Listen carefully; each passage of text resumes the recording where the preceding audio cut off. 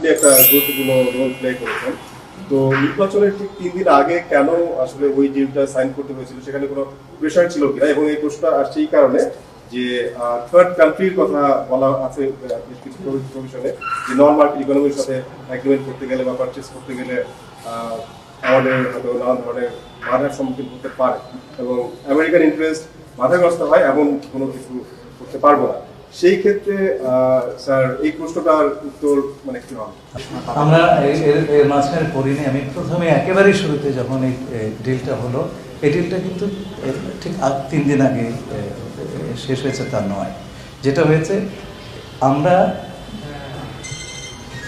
গত বছর 1 বছর আগে ফেব্রুয়ারি 25 সালে প্রথম তাদের কাছে আমাদের বাণিজ্য ঘাটতি নিয়ে আমরা কথা বলি। এই রেসিপ্রোকাল ট্যারিফ আরোপ করা হয় সম্ভবত এপ্রিল মাস, এবং তারপরের থেকে এই আলোচনা শুরু হয়। এপ্রিল থেকে জুলাই টানা আলোচনা চলে, শুধু আমাদের না, আরও অনেক দেশের সঙ্গে।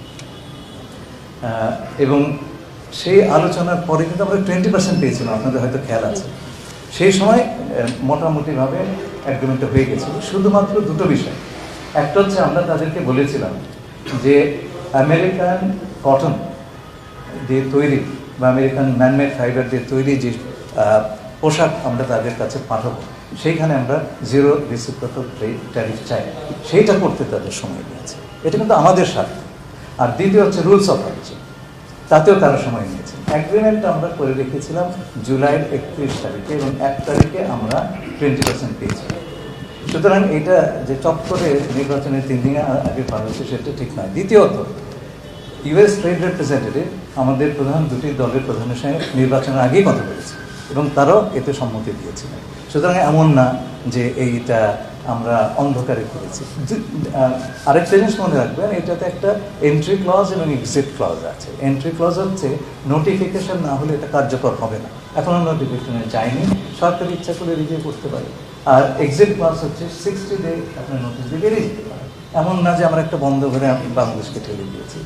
আচ্ছা, আর দ্বিতীয়ত যে আপনার যেই কথাগুলি বললেন যে তৃতীয় দেশের সঙ্গে ইত্যাদি, এই অ্যাগ্রিমেন্টটা পাঠে একটা বিভ্রাট আছে আমাদের।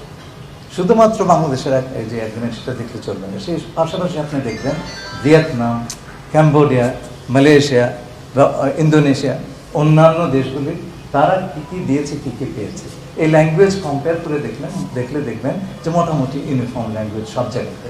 এক জায়গাতে আছে, যদি এটাকে বলে বর্ডার মেজার মানে এই না যে গলেগুলি হচ্ছে।